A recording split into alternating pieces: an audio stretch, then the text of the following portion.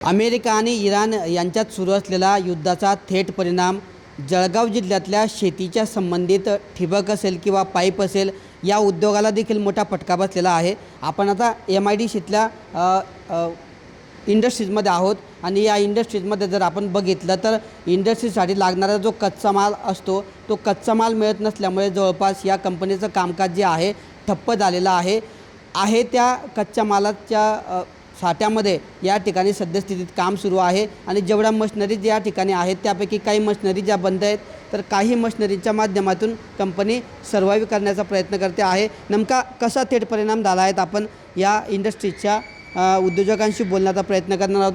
काय सांगणार नेमका युद्धाचा कसा फटका हा जळगाव जिल्ह्यावर झालेला आहे, किती कंपन्या जळगाव जिल्ह्यामध्ये आहेत ठिबक आणि पाईपच्या संदर्भात आणि काय नेमका परिणाम झाला आहे?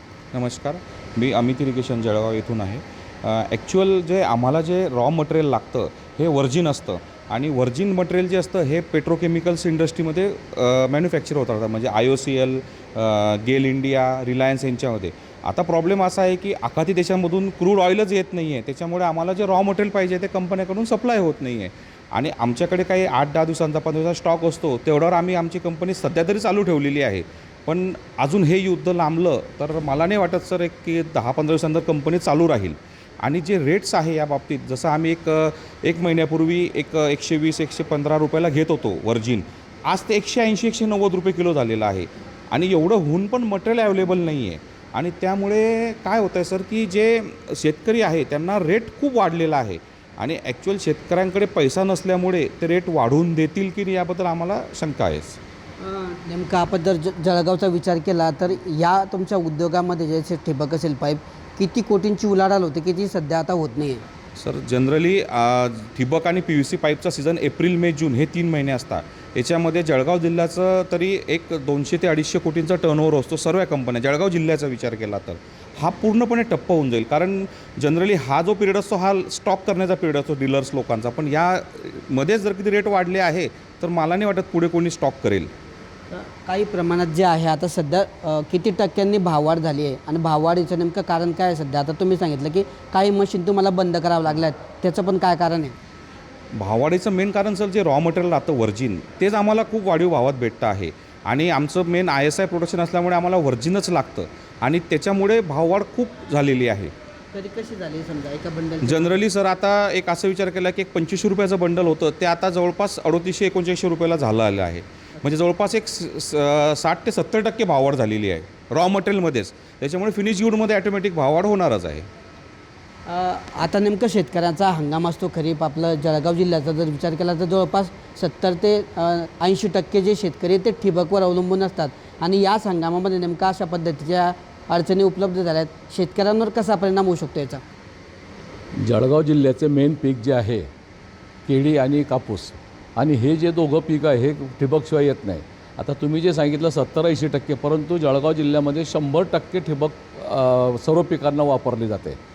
परंतु आता काय झालेलं आहे की रेट वाढल्यामुळे आता सीझन सुरू होईल मेमध्ये कपाशी लागवड होईल, कपाशी लागवडीला त्यांना ठिबक लागतंच। जर ठिबक वेळेवर नाही मिळालं किंवा महाग झालं, जर शेतकऱ्यांना ते घेता नाही आलं, परचेस नाही करता आलं, तर त्यांची लागवड कशी होईल हा मोठा प्रश्न आहे। कारण ठिबकशिवाय ते बियाणं टाकू शकत नाही, कारण पूर्व हंगामी लागवड करतात शेतकरी जळगाव जिल्ह्यामध्ये कपाशीची आणि जूनमध्ये केळीची लागवड होते। ह्या दोघं लागवडीला ठिबक हे लागतंच आणि ते जर वेळेवर नाही मिळालं तर त्याची लागवड होणार नाही, लागवड नाही झाली तर शेतकऱ्याला हा मोठा फटका बसू शकतो। किती दिवसापर्यंत समजा ही परिस्थिती उद्भवू शकते? आता नाही, जोपर्यंत आता आखाती युद्ध बंद होत नाही तोपर्यंत रॉ मटेरियलची पूर्ण सप्लाय चेन पूर्ण होत नाही, आम्हाला येणारा माल पूर्ण मिळत नाही किंवा जे रेट वाढलेले आहेत ते कमी होत नाही, तोपर्यंत ही परिस्थिती अशीच राहणार आहे। पूर्वपदावर यायला किती दिवस लागतील समजा युद्ध बंद झालं तर? युद्ध बंद झाल्यावर त्याला कमीत कमी 2 महिने तरी लागतीलच, 2 महिने लागतील, परंतु 2 महिन्यातच आपला सीझन संपून जाईल सर्व, कारण खरीप सीझन हा पूर्ण भारतातला हा मेन सीझन असतो, त्यामुळे तो सीझनच निघून जाईल आपला। तर अशा पद्धतीने एकंदरीतच अमेरिका आणि इराण यांच्यात सुरू असलेल्या युद्धाचा फटका जो आहे जळगाव जिल्ह्यातल्या जे आहे ठिबक आणि PVC पाईप या उद्योगाला देखील मोठ्या प्रमाणात बसलेला आहे आणि त्यामुळेच कुठेतरी कच्चा माल येणं बंद झाल्यामुळे या ठिकाणचा व्यवसाय जो आहे ठप्प झालेला आहे आणि त्यामुळे कच्च्या मालाच्या दरात वाढ झाल्यामुळे साहजिकच कुठेतरी शेतकऱ्यांसाठी लागणाऱ्या ठिबक आणि पाईपच्या ज्या किमती आहेत त्याची देखील दरवाढी झालेली आहे। त्यामुळे या युद्धामुळे जे आहेत ठिबक आणि पाईप उद्योग निर्मिती करणारे उद्योजकांबरोबर शेतकऱ्यांसमोर देखील मोठ्या अडचणी होत असून या दरवाढीचा पुढच्या काळामध्ये ऐन हंगामामध्ये शेतकऱ्यांना या दरवाढीचा मोठा सामना करावा लागणार असून ही दरवाढ शेतकऱ्यांकडून कशी सहन केली जाणार असा मोठा प्रश्न असून आता उद्योगांना वाचवायचा कसा असा देखील सवाल आता या उद्योजकांनी उपस्थित केला आहे। किशोर पाटील, TV9 मराठी, जळगाव।